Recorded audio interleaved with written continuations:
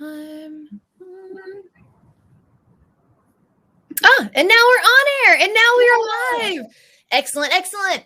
So hello, everyone. Happy Webinar Wednesday to you. I've seen in the chat, you guys are already in there saying hello, saying where you're from. Some people are saying it's sunny. Some people are saying it's very cold. Oh, Half Moon Bay. I was there right before the pandemic, so kind of sad, but a great memory. I was actually at Half Moon Brewing and was wearing that shirt the other day. So hello to you, David. And hello to everyone else. So yeah, go ahead and drop in where you're from, where you're hailing from, what the weather is like there. I was saying to Jen that we are expecting a little bit of snow here in North Carolina this weekend. So I'm very excited about that. So thank you all so much for joining us today.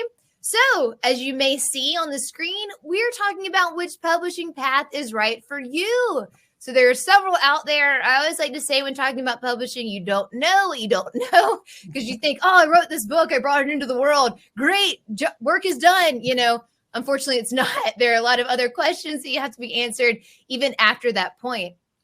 So a couple of housekeeping things before we dive in.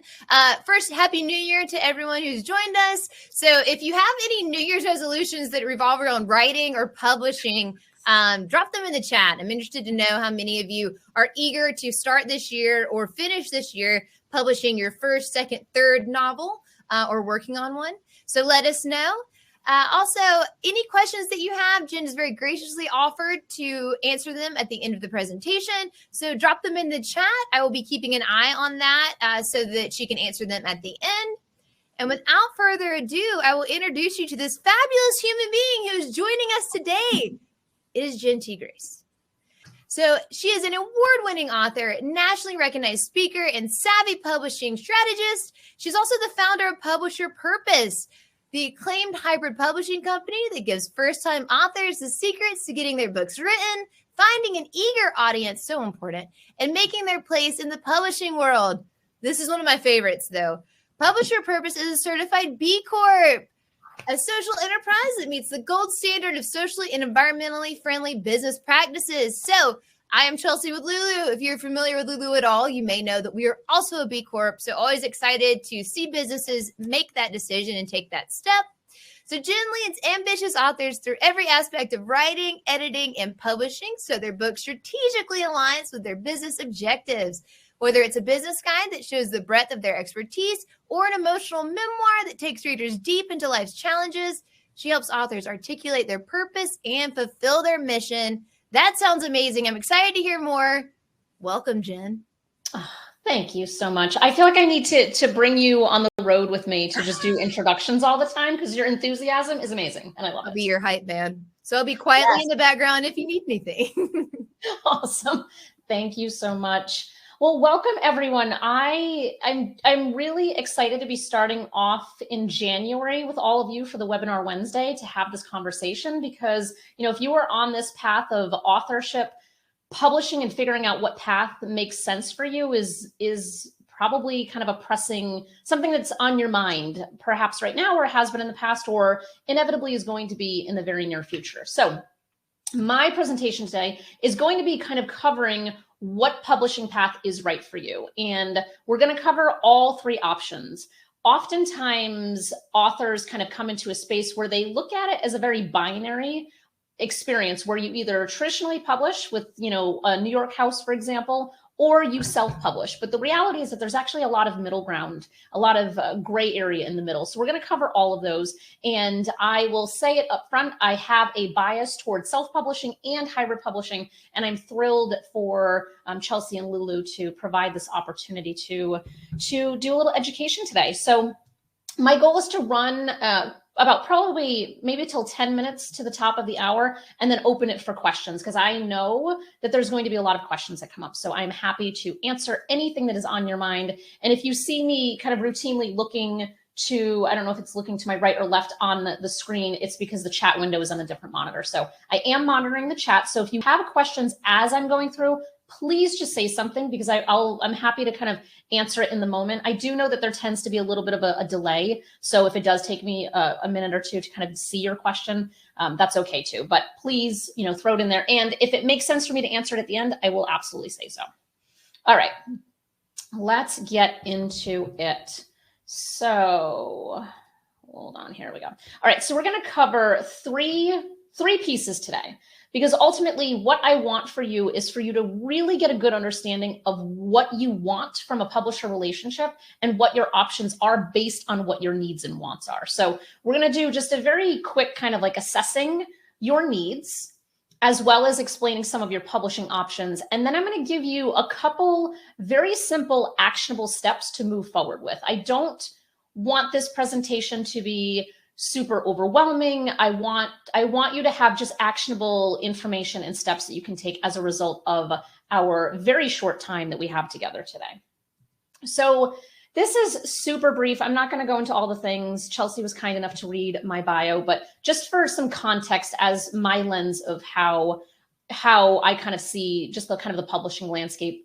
I have written 6 books myself, nonfiction and a memoir, and I've also published over 100 books. So the lens in which this presentation will likely have a more nonfiction type of lens to it. So if you're writing a fiction book, everything is still applicable. But if I'm sharing examples or whatnot, it's going to be probably more so on the nonfiction side, because fiction is not our superpower. However, at the end of this, if you're writing a fiction book and you're saying, I really need to be connected to somebody who can help me kind of do the rest of this, I have a lot of really amazing people who work on fiction books. I've published over 100 books, which is super exciting. My company, Publisher Purpose, has. And we have a podcast that just kind of shares people's stories and talks about kind of the publishing process, et cetera. And then, as Chelsea was saying, I wanted to make sure that I included the B Corp logo on this slide, because it is so important to me as a person and as the founder of my company to be aligned with companies like Lulu, who also share that mentality around the environment and social impact as it relates to our businesses. So that was one of the things that we instantly bonded about. And so I just want to continue to spread the word and merriment around the B Corp movement. Okay, enough about me. Let's get into this. So I'm just going to put a small caveat out here. I am from Connecticut. I have always lived in the Northeast, and as a result, I tend to talk fast. I know that this is being recorded and it will be available. So if you've registered, I believe you'll be getting a link to it after the fact. And I believe it's also going to be on Lulu's YouTube page. So if for some reason I am moving at a really quick speed, please feel free to post in the chat and just kind of ask me to slow down. I will be happy to do that. But my natural speaking style is a little bit fast. So I just want to kind of give you a little bit of heads up on that. Okay. So now let's kind of get into it. So I want to start with assessing your needs. And it's not a super high and complicated conversation. It's really helping you get to the bottom of what are you looking for from your publishing relationship. So that's the question that we have to answer. And I'm curious if we do want to use the chat, please. I can multitask, I promise. Why don't you just take a minute, anyone who is interested, and just post in the chat what you feel like you're looking for in a publisher relationship. And I'm going to give you a couple of examples to think about that you may not have previously thought about. So please go ahead and use the chat. And so something that I want to kind of acknowledge is when we think about publishing relationships, whether it's a traditional publisher, whether we're working with a service provider, whether we're self-publishing through Lulu's platform, wherever we might be going, a lot of times when we are a first-time author and we are coming to the table to say, I need to get my book published. I don't know what to do. I don't know what direction to go in. What can happen pretty often, I have noticed, is that there is a inherent power imbalance between authors and publishers. So the publisher kind of holds all of the cards, holds all of the control, the relationship, et cetera. And you as the author almost have this, you feel like you're coming in as like a subordinate to that publisher.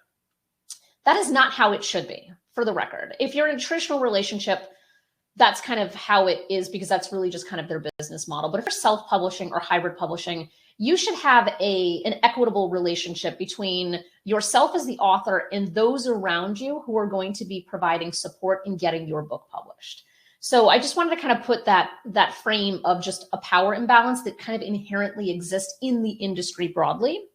But when we think about what we want from a publishing relationship, some things that we want to consider are a level of intimacy. And I'd be interested, and I see that the chat is not super active at the moment, or it's just not updating well on my side. But when it might be a surprise by the things that I'm going to share as what you should be looking for in a publisher relationship. I say a level of intimacy because when you are working with someone, and when I say publisher right now, I'm saying both publishers and service providers. So we can put kind of service providers in this as well. There should be a level of intimacy and a level of interest in what it is that you're writing and looking to publish. Because if you are working with a publishing house or service provider who they're just not interested in what you're writing about, or they don't have a passion for what you're writing about, that relationship, there's going to be a little bit of a strain to it, because what could kind of organically unravel is I'm just a cog in this larger wheel. Like, it's just, I'm just kind of going through this assembly line of a process, and, my book is coming out the other end. It might look nice. That's not always a guarantee in this space, but, chances are if you're working with professionals, it's going to look okay. But if you are working with a publisher or provider who has a interest in you and is interested in creating a deeper level of intimacy around who you are and what your topic is, the outcomes for what you can get for that published book on the other side can be exponentially higher and just more elevated. So that's something to think about. And it might be a word that, some people have, they bristle at the word intimacy, but there really should be a level of intimacy between author and publisher.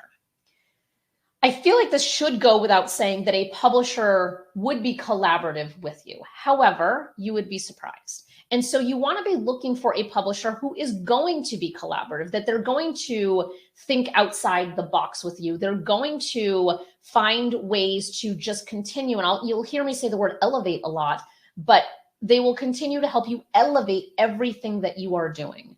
Because for those of you who are writing nonfiction, or maybe a memoir, or I guess this might even apply to some fiction authors as well, is that your book is a central piece of a much larger puzzle, especially nonfiction writers, where you might be in a self-help space or a leadership space or writing a business book. That book is a central, everything orbits around it. So your business brand, your personal brand, courses that you might have, programs that you're doing, maybe you speak. So you want to be with a publisher who is going to understand how your book ties into other areas of your life. And in that regard, we want to be looking at somebody who is collaborative in that way. And then this one, again, I feel like this one shouldn't have to even be said, but you want to be working with somebody who they have your best interest at heart. And I'm going to share some information in a little bit in regards to like author-publisher dynamic, but we want best intent, best interest. And in the publishing space, and I'm going to share a resource toward the end that you can go look up in this, there's a lot of bad actors in this space, unfortunately. There's a lot of companies that are out there kind of taking advantage of first-time authors because, if you're tuning into this webinar, you know as well as I do, it's overwhelming, right? It's really overwhelming to find the right question. It's hard to know what questions to ask, and it's hard to find the answers to those questions. And so you want to make sure that whoever is that you are working with, you want to be making sure that they also have your best interest and that they are an advocate for what it is that you are up to and what you're doing, and not just taking advantage of the fact that you don't know what you don't know. So, if you don't know what you don't know, then I can sell you anything. And that's just unfortunately how there's a number of companies out there that kind of operate that way. And I want you to avoid them at all costs. And I have some resources to explain how to actually go about doing so. But we want to be thinking about what do we want from our publisher relationship, because it should be an equitable situation. It shouldn't be, I'm the author, I'm at the place of disadvantage, and therefore I'm just going to take whatever it is that the publisher provides me. That is not how you should look at this. You should look at it from a clean, clear lens and say, you know what, I bring as much value to this relationship as the author as you do the publisher. And that's the type of relationship that you want to be working on moving forward. And there are dozens upon dozens upon dozens of other really good reasons and really good information of what you might want from your publisher relationship. But these are the three that I in particular like to focus on, because sometimes they're not necessarily the ones that are most thought of. And if anyone wants to provide, comment in the chat what they're thinking about, please, by all means, go ahead and do so. Just want to make sure. Chelsea, does the chat, is it going in a backward order on my end potentially? Because it looks like it might be. I think it might be, because I did see a few responses to what you're looking for in a publisher. So if you want me to share those now, I'd be happy to. Yeah, now that I know that it's a backward order, yes. But if you want to just pull out a couple of them, that would be great. Yeah, so someone to do the marketing.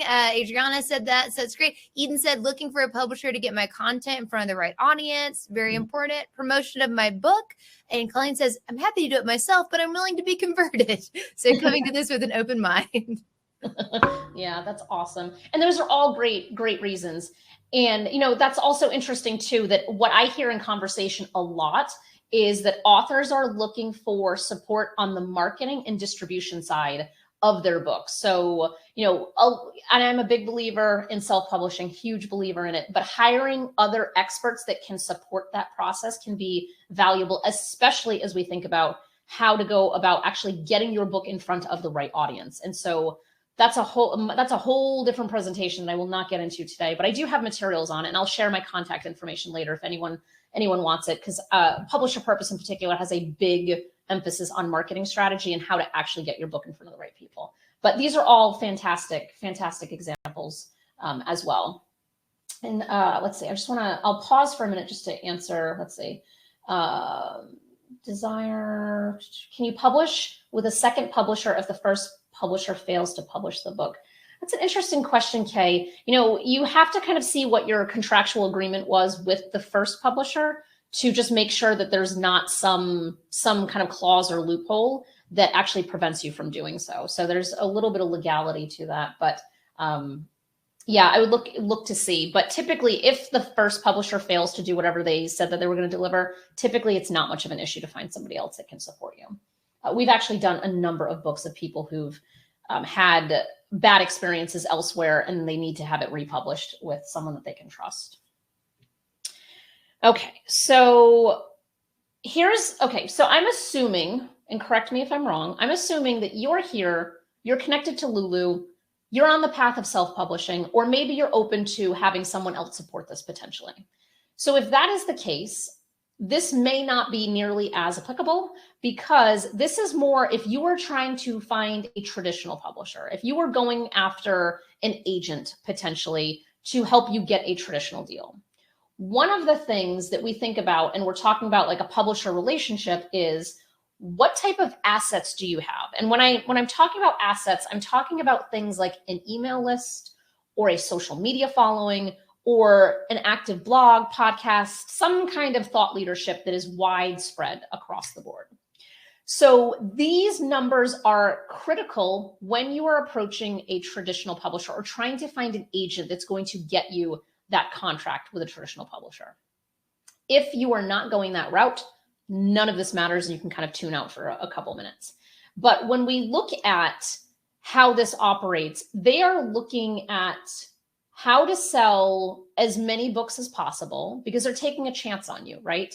And in order for them to even consider you, they're looking at numbers. Once upon a time, decades ago, there weren't these obvious metrics that were available where people could say, hey, that author has a really awesome following, or that author has access to this amount of people. Now it's very easy to find this information. Email list, not so much, but the social media following, absolutely. So when we're looking at how this all kind of plays out, if you're not checking some of these boxes, you're not even going to be on the radar of an agent or a traditional publisher. And so what I have found over and over and over again, which is partly why I founded Publisher Purpose as a hybrid publisher, is that so many people have really amazing stories and have amazing businesses that story can support, but they have no access whatsoever to that larger traditional path. But what's beautiful is that there's been kind of a great equalizer that's been occurring over the last decade or so. And there's companies like Lulu who help make that happen. And so when we think from a distribution standpoint, once upon a time, it was very hard to get distribution for a book. Now, you can go through Lulu and get damn good distribution in many, many ways for your book. So I'm not going to spend too much time belaboring the point of traditional publishing doesn't necessarily make sense, because I know that you're here and you're probably already along the lines of self or hybrid. But one of the things that I want you to kind of, I'm going to skip past this one, is publishing is a numbers game. I just want to share just kind of like two little things as it relates to traditional, and then I'm going to hop into kind of the next section here. But publishing is a numbers game, and it can be a numbers game. It absolutely is a numbers game for traditional publishers. They're taking a chance on you. They're running a profit and loss statement in their business against every author that they have. And they know that if they get somebody that has a bigger following, the correlation between sales is going to be higher. That's just a given. Publishing can also be a numbers game with other publishers as well, whether it's hybrid publishers or self-publishing service providers. There's certainly kind of a little bit of a numbers component here too. Not nearly as much as traditional, but there are some hybrid publishers that exist where they might have mandates for certain things, such as, if you publish with us, you have to order a minimum of 2,000 copies of your book. That is a very, very common scenario in publishing. So not only are you paying the fee to have the publisher help you get the book published, but now you're also have a purchase order of $20,000 worth of books that you also have to fulfill as well. So it's things like this that numbers are kind of always coming up.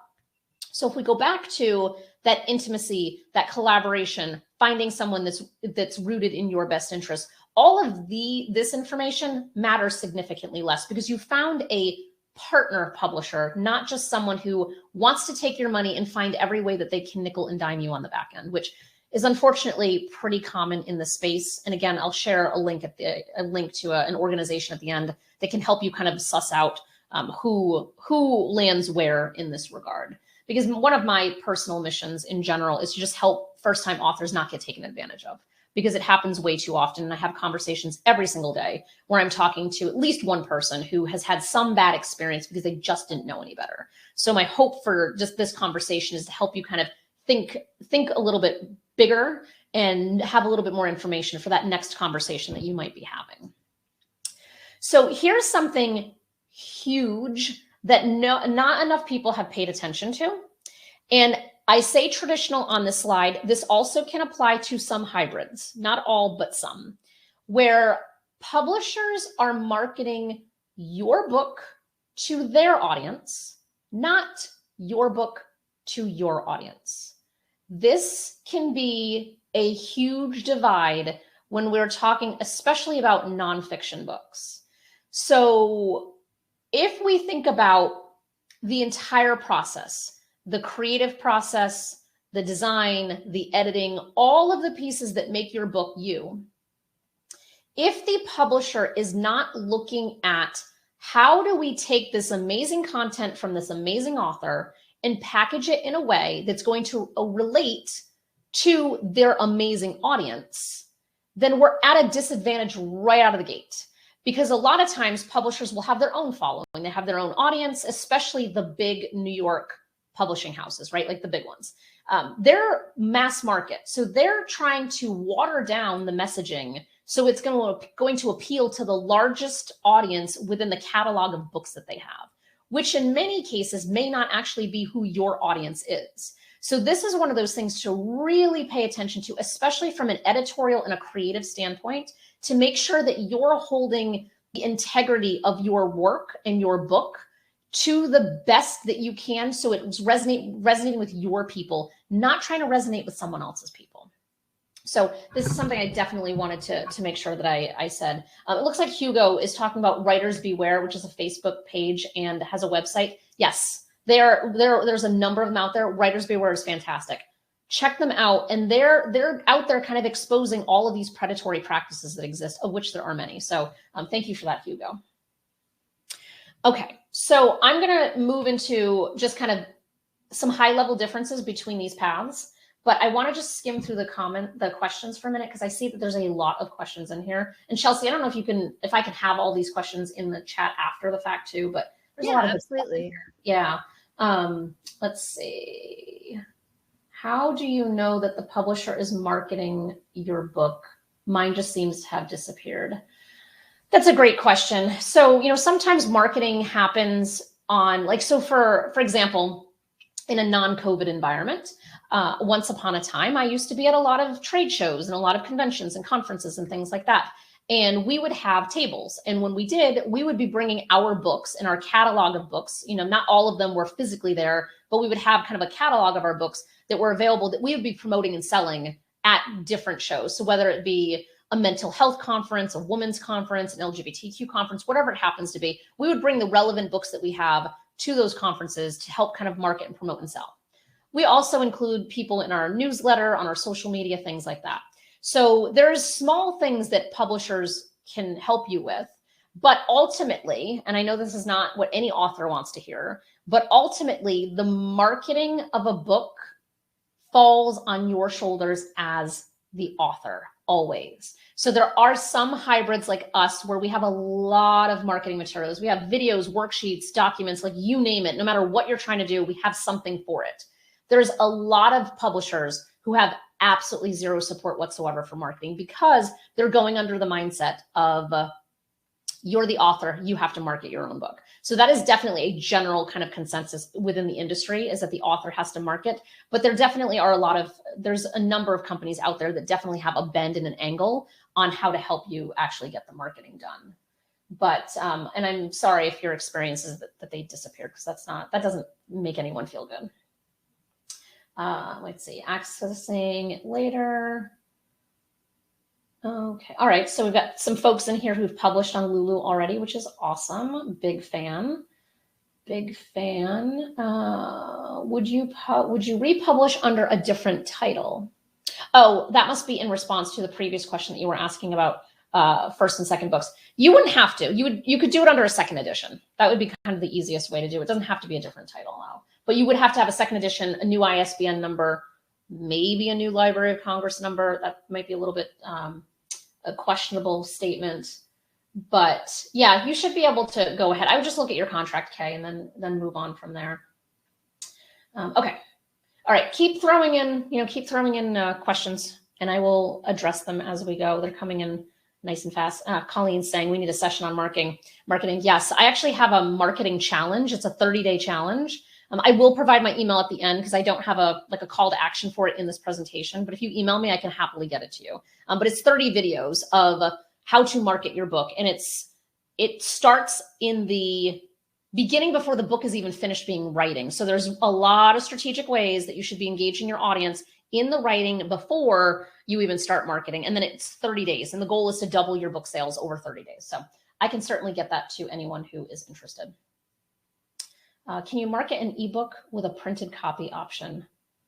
Yeah, I don't see why not. I feel like, to me, I always say, if you're going to go through the hassle and headache of editing, which is the best and worst part of the process, I feel like most of us as authors can probably agree with, why not take it at the extra step and do the print as well? Like, why stop it at ebooks alone? Okay. All right. Let's see. All right. And there's a whole Q&A section. Okay. I will get to that at the end. So whoever just asked that, I will go through the Q&A portion, and I'll read those out as well. So if anyone has really good questions you don't want me to miss, feel free to put it in the Q&A only section that has a little question mark next to it. Okay. So we're going to cover three major differences. There are a lot of differences between the different paths, but we're going to cover three in particular. So those three are ownership, who owns your book, your creative control, and royalties.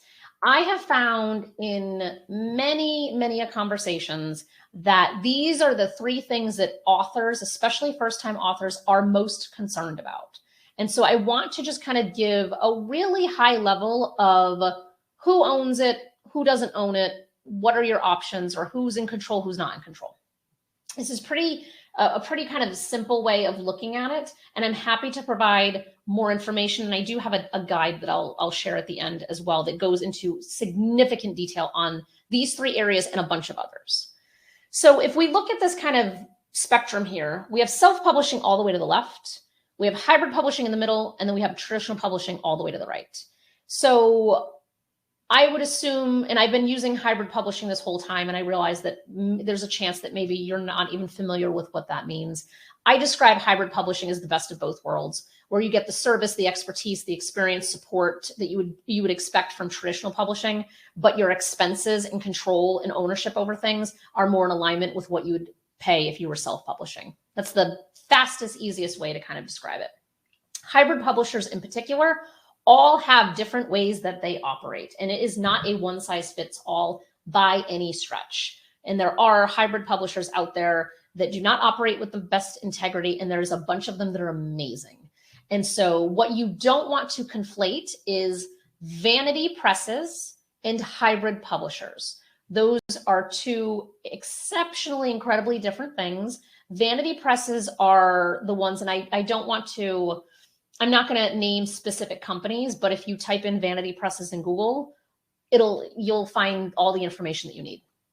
Vanity presses in particular are the types that will solicit any manuscript. They'll say, yeah, for $500, we'll publish your book. And then you send it and you find out that they didn't edit it. The cover looks like a middle schooler designed it, and it's just really, really poor quality.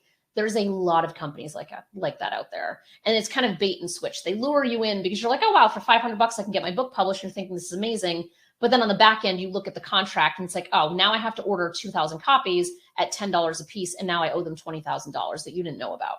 There's a lot of that exists. So if you are exploring service providers, whether it's a hybrid publisher or a service provider, make sure you do not run into vanity presses.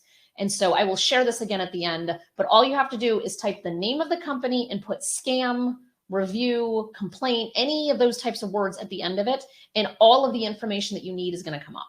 So you want to make sure that when you're putting in someone's name, that there is not 10 pages of search results talking about how bad they are, because there's a lot of companies out there that's exactly what happens. Or you can type in lawsuit. There's a lot of class action lawsuits happening in the industry currently. So all of that kind of exists.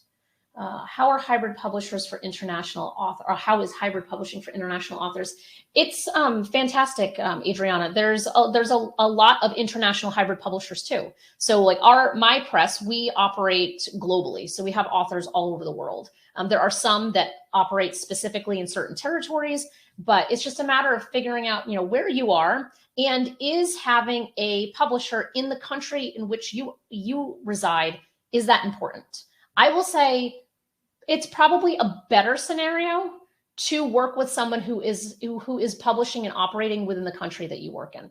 We can print and distribute books all over the world, but I will tell you in full transparency that it is much, much easier when we're working with authors who are based in the US. We have authors everywhere else, but there's definitely a more ease when they are US based. That doesn't stop us from doing it, but you might want to kind of take a look into that. Okay, so so going back, ownership, creative control, and royalties. So we're going to start with ownership first, and that's rights. So when we're looking at rights, in self-publishing, you're keeping everything. You're self-publishing. You are in complete control over what you're doing. Therefore, you don't have to worry about inadvertently signing away your rights to your work to somebody else. So that to me is kind of like the easy check. Like that's the best thing to do. If you're self-publishing on Lulu, you're in great shape. You have all of the control over this. You don't have to worry about any of it. If you are hybrid publishing, for the most part, you also own all of your rights. I say varies because there are going to be outlier situations to this. So if that is the case, then you'll want to make sure that you are looking at your publishing agreement before you sign it. There is always a rights section in a publishing contract between you author and them publisher. Just make sure that it very explicitly says that you are the rights owner of your work. Traditional publishing probably goes without saying, they're keeping everything. So how this plays out is if you are a nonfiction author or you wrote a memoir that would make a great screenplay, this is where it gets really tricky, because if you have signed away all of your rights because now the publisher owns them, they own the rights to your work, your content, your story, which prevents you from doing other things with that content. And so this really comes into play when we're talking about especially memoirs that make great adaptations to film. And so if you've signed your rights away, you now have to negotiate with the publisher to then negotiate with whoever's doing the filmmaking. And so it just gets really complicated and really blurry. We as a publisher at Publisher Purpose, our authors have all of their rights. I have zero interest in owning anybody's rights. We are essentially licensing your rights to publish and distribute and print. But at the end of the day, you are the copyright holder. It is all you. It's something to think about. For some authors, this does not matter. For some authors, they're like, you know what? I don't mind signing away my rights because I'm not going to do anything else with it.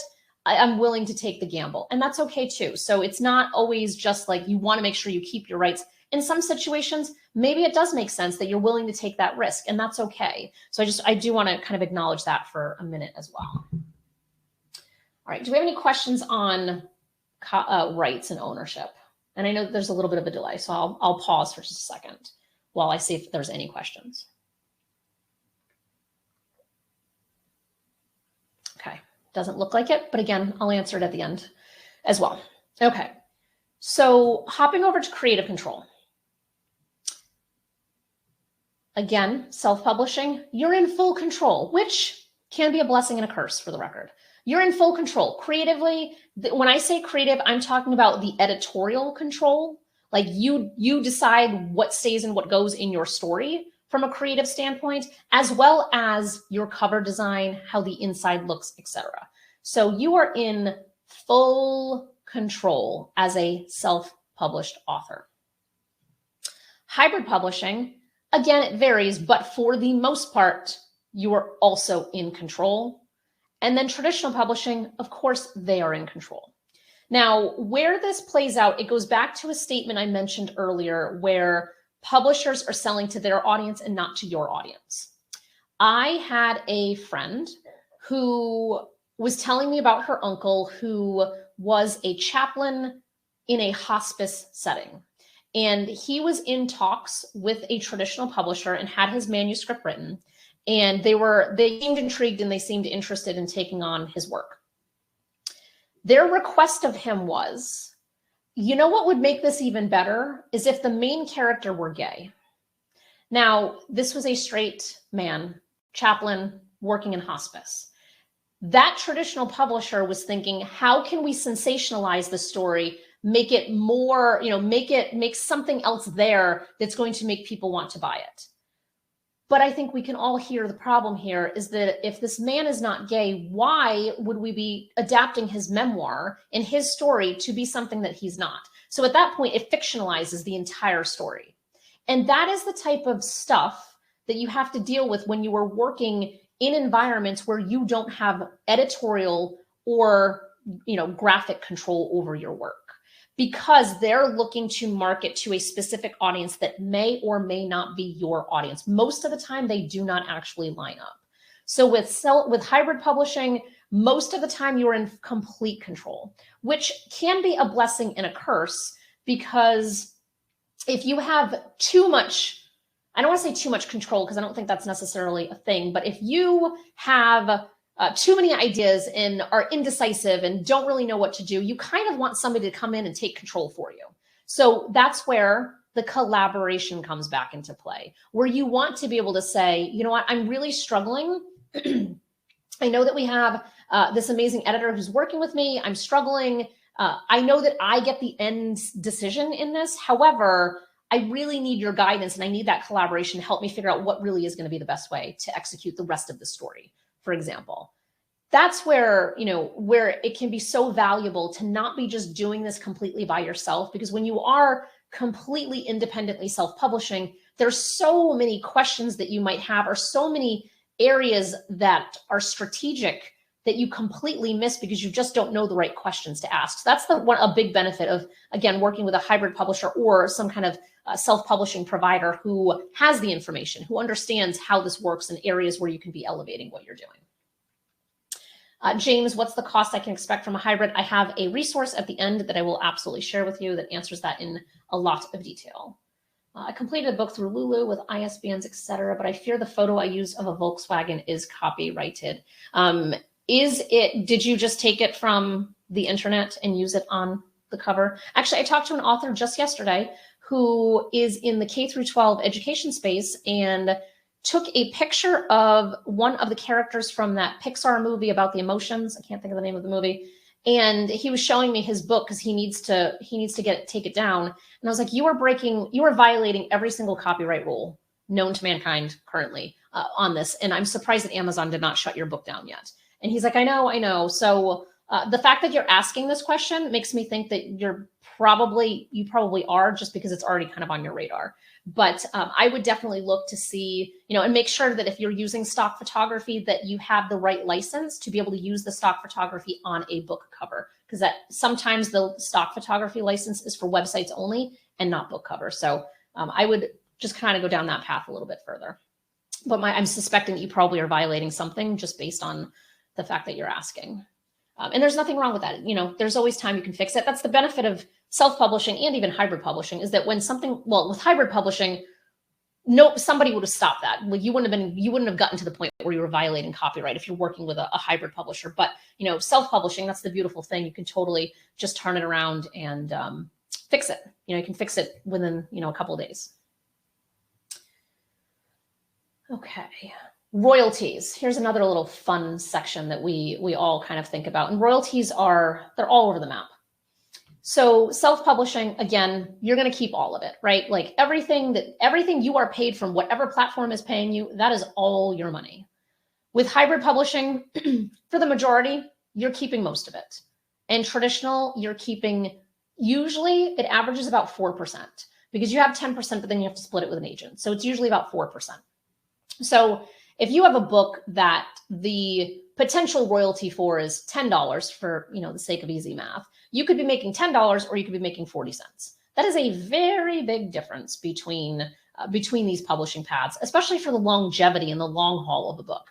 With hybrid publishing, it really varies all over the place. We take a 15% royalty, which means that our authors keep 85%.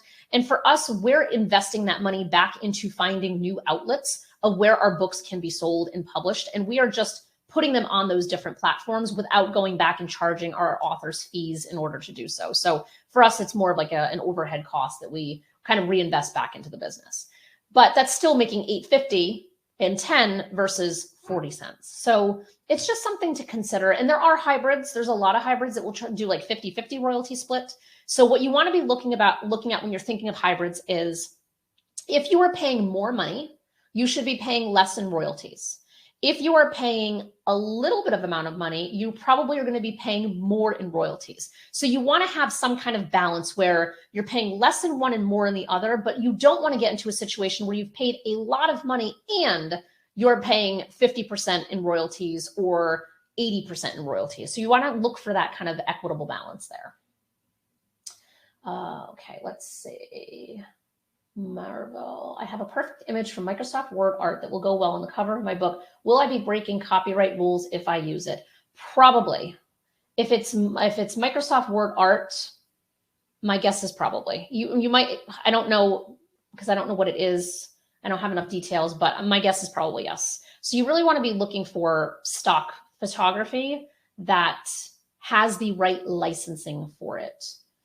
Someone's saying that they use images from Canva, but I have a subscription and do a lot of digital imaging. Yeah, so even in Canva, making sure that the Canva photography and images that you're finding has the right license. I've seen people, we had one author use an image and it cost her $4,000 to use that particular one on the cover of her book because there was not a license specifically for, because the license for book covers was one license and the license for using it on the internet broadly was a different license. So you have to pay attention to that fine detail, because the last thing you want is getting a cease and desist from some company like iStock or even Canva saying you're inappropriately using this, because I had this happen with an author before I even had this publishing company years ago when I was helping her with marketing. And we got this, it was one of the big ones. It was one of the really big stock photography companies. And they sent this, and it was like 30 pages. And they had screenshots of every single place that we had violated that with that photo, because we didn't have the right license. We had a license. It wasn't the right license. And they outlined all of it, and they gave us a bill of damages. And I want to say it cost her like $8,000 because someone didn't look at the proper licensing. So I know we're down a little bit of a rabbit hole, but these are the things that we have to think about, and also the value of working with a company that knows what they're doing, because you don't have to worry about putting yourself in these situations to begin with. You can kind of avoid all of that. Okay, and I'm going to have time for Q&A. I know we have until the top of the hour. However, I'm willing to go over a little bit to answer additional questions. So I'm happy to do that. So some actionable steps to move forward. These are very, very basic steps, because I'm trying to keep this as simple as possible, because it really is, there's a lot of complication to this. I just want it to feel accessible and like you can do something with this information. So what can you do? The first thing that you can do is that you can advocate for what you are looking for. Going back to my earlier statement about the power imbalance between authors and publishers. If you are patient and you keep looking, you will find that right publishing fit for you. Again, whether it's a hybrid publisher or a service provider, if you keep looking, you will find it. You have to advocate for your particular needs, which is why going back to the beginning of the presentation and understanding what you are actually looking for in that publisher relationship will help you better set yourself up for advocating for exactly what you need. If you are looking for a publisher that provides marketing support, advocate for it and keep looking for it, because you will come up against publisher after publisher after publisher who says, nope, I don't do anything like this. No, no, no. You'll find some that say, yes, we do a little bit of this. We do a little bit of that. Just keep looking. Don't settle, which I believe is actually my second point is don't settle. And what I see happen a lot is that you have been writing this book for a year, 5 years, 10 years, 40 years. Like I've worked with people who've been working on books for, I think one person was like literally 4 decades. Don't shortcut it now. You are in the final stretch. It has taken you, whether it's 1 year or 10 years to get this written.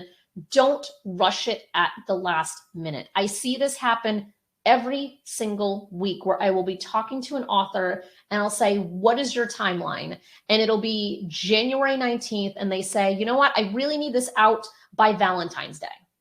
And then there's nothing you can do at that point. Because if you were going to try to rush a book out in less than a month, it's going to look like a rushed book and it's not going to be your best work. It's not going to reflect you well. It's not going to reflect your brand well. And it's just going to be a bad experience for everyone involved.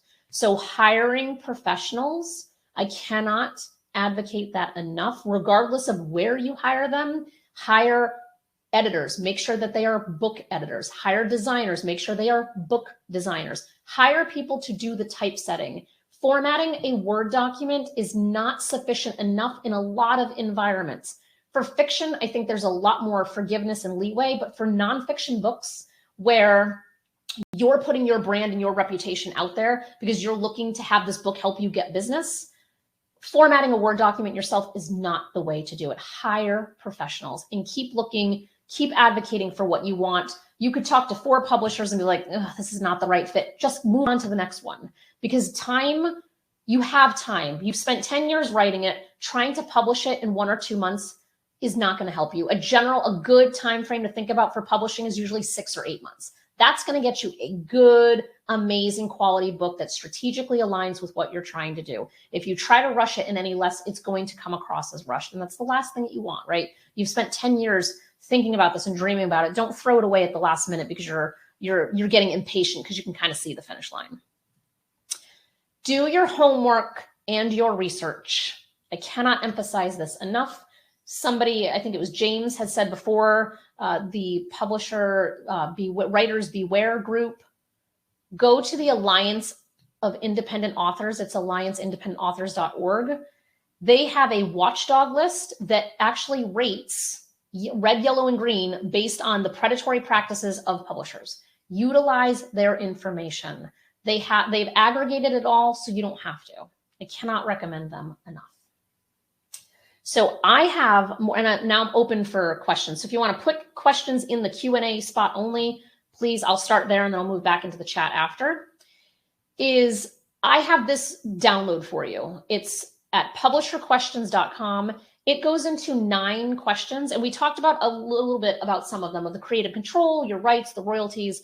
But this, I talk to people all the time, and I know that I'm one of many conversations that someone's having in terms of finding the right publisher. And I want them to have those conversations with people, to ask those right questions, to make sure that they are working with the right publisher, which in some cases is not me, and that's okay. I still want to make sure that they have a good experience on the other side. So we created this guide that's the 9 questions that you should ask. And I send it to people and I say, just print it out and ask these questions when you are talking to prospective publishers, whether it's a service provider or a hybrid publisher. Ask these questions, because what it's going to do, it's going to help you make sure that your values are aligned with their values, and know for certain if you are going to be entering an equitable agreement for both you and the publisher. So this is one option. So publisherquestions.com. And then book cost blueprint. I know someone had previously asked, what does it cost for a book? If you go to book cost blueprint, you can certainly get that information as well. And it kind of breaks things down of how much should you pay for a cover? How much should you pay for typesetting? How much should editing cost? And it kind of breaks down all of those different segments. And then it kind of totals everything at the end. And it includes like marketing, project management, and stuff like that. So my goal, again, is to just kind of give you the right information that you need to be able to go ask the right questions of the right people. So I'll just go back to this, publisherquestions.com and bookcostblueprint.com. So you're welcome to go check out either of those. And you will see a discrepancy in my brand as Publisher Purpose across the board. We're in the middle of a rebrand. We've started rolling out some of it, but not all of it. So if you come across a logo that looks like it does down on the bottom here, and then you look at the logo that's on the bottom of the screen, it's going to be like that for about another month. So just as a warning, but we have a gorgeous new website en route. Okay, so I am now going to flip over to the Q&A box, of which there are a number of questions, and just start answering some things. So let's see. Chinny, I don't know if I'm saying your name right, and I apologize if I'm not. Thank you for the seminar. I'm writing a children's book as a series. My log has approved the USPTO. However, I have one more step to receive a final official letter that is approved for books creating merchandise. Now, when I'm ready to sell books, how do I contact publishers? Do I need to ask, are you interested in my books? Would you like to do business with me? All right, so the problem with this question is that I need more information. So are you saying, you said, how do I contact publishers? Are you saying that you wrote your children's series and now you're looking for publishers? Are you looking for a traditional arrangement, or are you looking to invest your own money in order to go ahead and do that? Some publishers will accept open, just have open for manuscripts that you can just submit them, open submissions, and then others you have to have an agent, even in some of the hybrid publishers. So the question would be, what way are you trying to approach this? If you are looking to spend money, you could reach out to any hybrid publisher that focuses on children's books and say, hey, this is what I'm doing. This is what I'm up to. These are my goals. Can you give me a quote for what it would cost for you to help me kind of take this through the finish line? I personally don't have a focus on children's books, but I do have a friend who does amazing ones. So my email address, I feel like, is somewhere on here. Maybe it's not. Okay, that's not helpful. All right, well, I can just edit the slide quickly while we're talking. If you send me an email, I'm happy to make a connection for you. We don't mind this. And there is press at the end of my email. Okay, so that's my email. Anyone is absolutely welcome to contact me. I'm happy to continue to answer more questions. Oh, I meant book. Okay, yeah. I'm glad that you went through the trademarking process. That's a really good sign. All right, so you can provide follow-up information. I'm going to move on to the next question. Hi, I'm Sandy. I just finished writing my book in self-editing, but need a professional edit, proofread, book cover design. Can you help me with that process? Yes, absolutely, Sandy. If you want to send me an email at the email on your screen, just make sure that you're typing it right, because press.com. You can just copy and paste that. I think it just came through. It's in the Q&A. I'll put it in the chat section as well. Yeah, we have an editor matchmaking service that I'd be happy to give you information about, because finding editors is one of the hardest parts of this process. I'm sure many of you can kind of relate to that. Okay, this is for both Chelsea and I. If one self-publishes through Lulu, can you still approach hybrids and traditional publishers? How does that work? Should you use your own ISBN or Lulu's if going this route? You absolutely can. You can go out and self-publish it and get it done, and then see if a hybrid publisher has interest. A hybrid publisher is going to charge you money. It's just a matter of how much are they going to charge you based on which, what their business model is. Traditional publishers, if you already have the book out there, there's a little bit of a risk. We actually have this happening right now. We have an author who her book is done. It was supposed to come out last week, and she has interest from Macmillan from a conversation that she was having about a film that she's making. And we put a halt on the launch of her book so that way she can explore that option. So Macmillan being a traditional publisher, because for me, it's gorgeous. It's such an amazing book. But if she has an opportunity for this big publisher to take her, and she's okay with all the things that we previously talked about in terms of those pros and cons, I support her, more power to her. So that does happen. I would say if you're going to self-publish. I don't know that I would self-publish and then try to pitch a hybrid, because you're going to have to pay them anyway. So it's not like you're really pitching them. You're just kind of saying, hey, I need help to make this better. But you could self-publish and then try to pitch to a traditional publisher. It's like a 50-50, because a lot of times traditional publishers, which is what we're running into right now, is that the book sales page is on Amazon and Barnes & Noble and everywhere right now. But that actually might be a deterrent to someone like Macmillan, because they want fresh content. Even if the book has not actually sold, there's a sales page that exists that has it stamped with our imprint and what we did. So there is a little bit of a risk. So if you really want to go that traditional route, I tell people to put a time limit on it. Tell yourself, I'm going to spend 6 months. I'm going to look for a traditional deal, and I'm going to go for 6 months. And if I get one, I get one. And if I don't, I'm going to go the hybrid route, or I'm just going to continue on the self-publishing route. So just put a time limit on it, because what you don't want to have happen is that you just kind of have this endless time limit where you're kind of giving up on your dreams, where you're just waiting for this, traditional publisher in the sky to come down and be like, yes, you're the chosen one. We're going to publish your book, when you can take that control back yourself. So I just say put a time limit. I say 6 months. Your time limit could be less. It could be more, whatever feels good for you. Princess Nike is asking if we can have a recording of the session. Yes, Chelsea will be handling that. Kevin, who sorts out the copyright issues to avoid problems, authors or author or publisher? Copyright issues are usually flagged in the editing phase.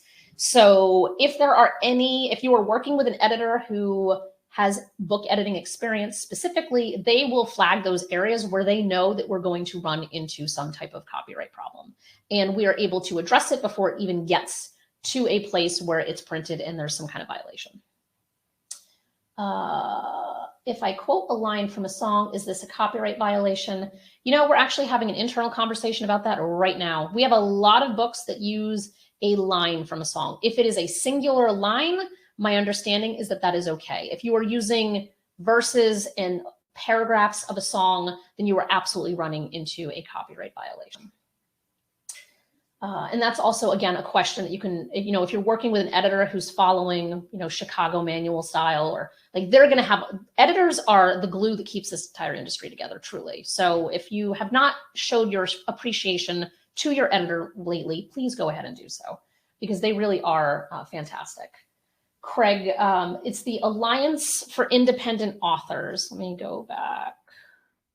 I believe this was their website, their link. So yes, the Alliance of Independent Authors, they have a really good information. And if you download this PDF, there's more information about them in here and a link to them in here too. Let's see, a potential hybrid suggested I use Kickstarter to fundraise their cost. Is that typical? Yeah, you can absolutely do that, James. Absolutely. There's a lot of good ways that you can fundraise. And actually, let me go back to my email address. If anyone is interested, so it's not, you can clearly see that I was not thinking through how to have you contact me. But I have a fundraising video that I interviewed a fundraising expert, and we talk about best practices for how to use fundraising for your book that include like bulk sales and pre-orders, as well as Kickstarters and things like that. So if you would like that, or anybody who's watching, if you want that, just feel free to email me and I'll send you. It's on Vimeo. I can send you the private link for it.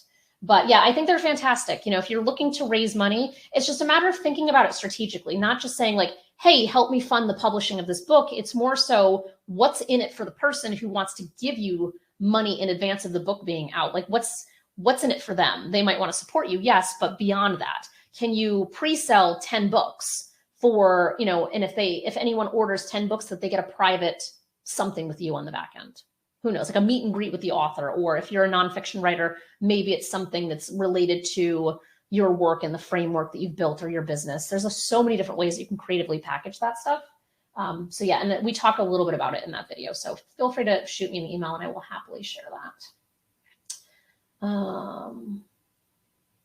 Let's see, where's the best place to find a cover designer? I've tried many, but the price ranges are wild, $300 to $1,500. You know what, David? The book cost blueprint that I mentioned before, that is, I believe that might be the range that we have in there. I would say spending about $500 to $800 is a good range to be thinking about in terms of a cover. I'll go back to it right here. You can have more information in here as well.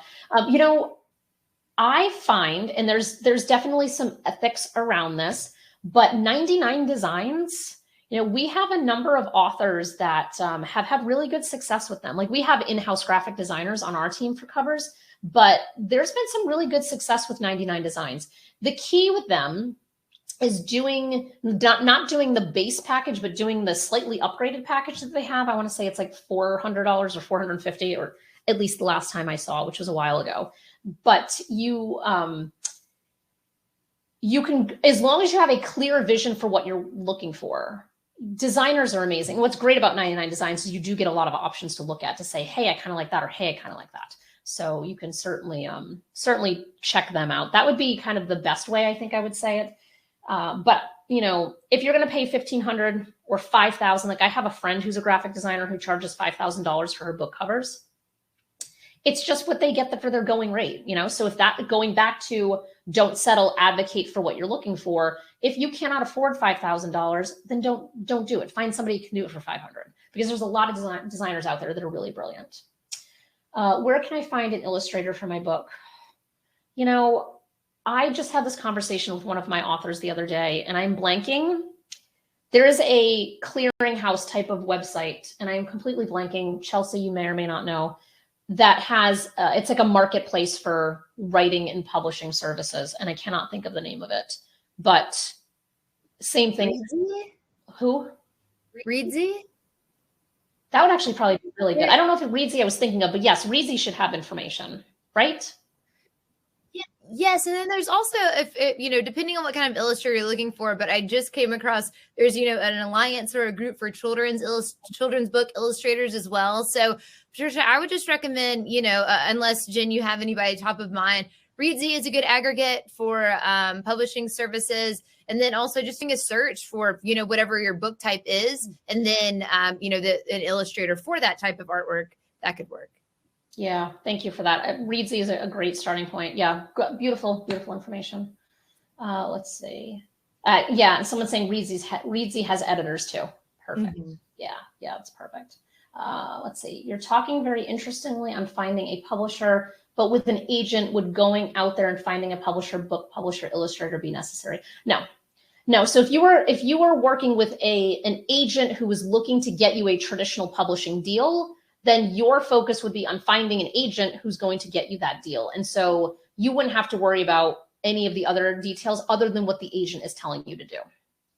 But yes, I'm talking more so if you're trying to either hire a hybrid publisher or find a service provider who's going to help you kind of piece together the missing pieces and parts to this project.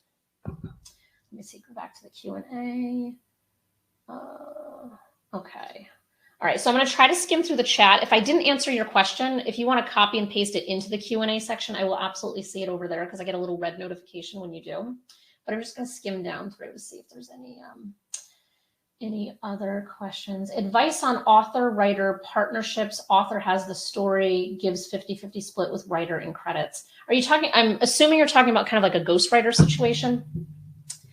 Every ghostwriter works a little bit differently, and I'm not a ghostwriter. I have a lot of friends who are, but sometimes there's a credit split. Sometimes there's a lot of ghostwriters that they just want their name on the copyright page that says that they were part of the process.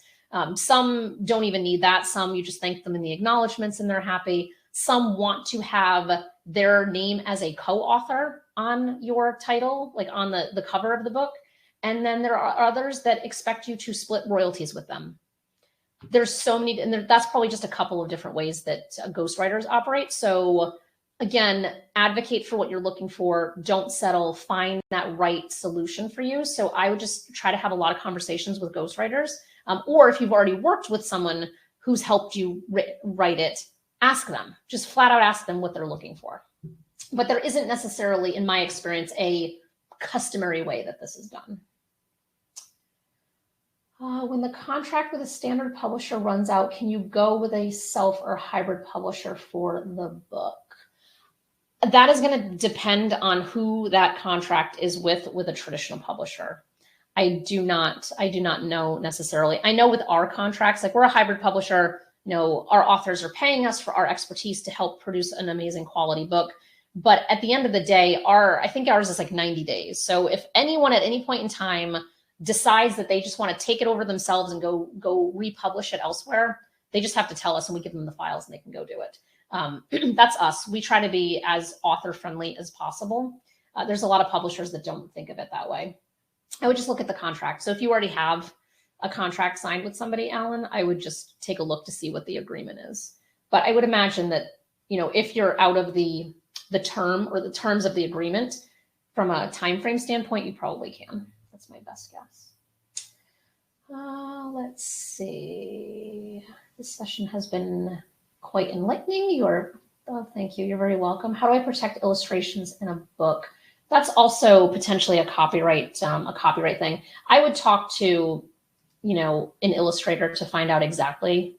Like you have to have. There's a whole other can of worms with illustration.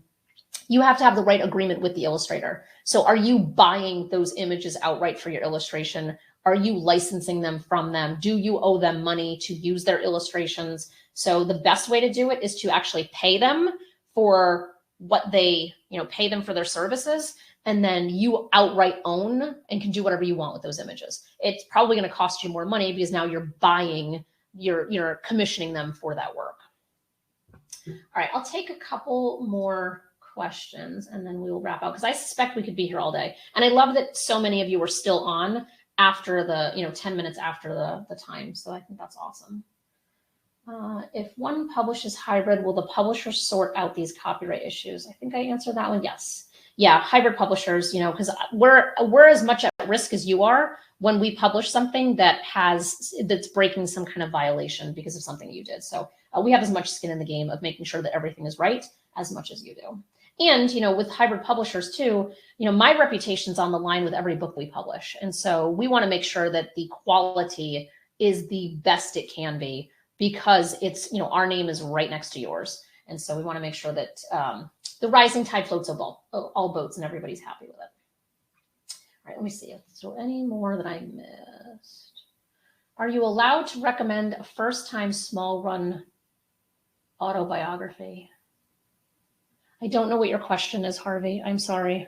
But if you want to follow up via email and ask, I'm happy to respond to you there. I think I might have gotten everybody. If I did miss your question, you were welcome to email me. I'm happy to respond. I'm a little behind on my emails because I was out with COVID for 3 weeks and I just got back on Friday. And so it might take me a day or two to get to you, but I will happily respond. Oh, wait, here comes more. All right, hold on. I'll respond to these. Is it possible for publishers to buy your books instead? I'm guessing, are you asking like buy as in that they're acquiring the rights to your book to publish or to like just physically buy books? And then what's the legal jargon one needs for a cover design to ensure everything the designer made or used other images has usage rights? What's good about 99 Designs is that there's a legality to it where they're monitoring what their designers are using, and you have to sign an agreement directly with them in order to use, and you sign off, and like sometimes you have to buy the stock art that they've provided. So I don't know what the legal name of that is, but if you do go 99 Designs route, they have a really good system in place already for that. Is it possible for publishers to publish your book instead? You could. So I'm assuming that you're saying like, hey, I already wrote this book. It's already out. Is there a potential that a big traditional publisher might want to come in and take it? If we think about, who was it? E.L. James? Is she the 50 Shades person? Yes, she started at Lulu. Fun fact. That's awesome. Oh, that's so awesome. Right. So like that's kind of like an outlier story, but to start one way and then have it like explode and everybody buy your book and then people fighting over who gets to publish it. Certainly those scenarios can happen. I think they're a little more of a little more difficult to come by, but it can't hurt. If that's your dream to get somebody to traditionally publish it, just keep following it. Don't wait around, do it yourself. And then who knows what might happen and who you might connect with where they say, you know what, there's something really good here. We're going to take it. But know that they're not going to take it exactly as is. They're going to rework the cover. They're probably going to edit it differently because they need to make it their own in some way. So that's my only caveat.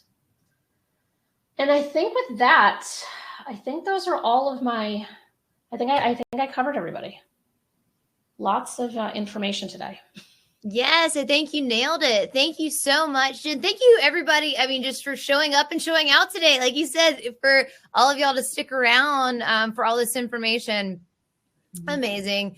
Oh, let's see. We're already getting requests for you to come back for the repeat for a marketing webinar. So that will be in the works. If you want to see that, let us know. Reach out to us. Just a couple more housekeeping things, and then I will let everyone be on your way, or you could leave whenever you want. It's up to you. But if you are interested in more Lulu webinars, visit webinars.lulu.com to see our next and upcoming in the series. As we mentioned, everyone registered today will receive a recording of this webinar. We will also post it to our YouTube channel. And if you find yourself going through this process and you want to connect with Jenn, but you can't remember how to find her, she is conveniently located on Lulu's partners page, lulu.com/partners under full service. So that is one way to get there, but you obviously have her email address here as well.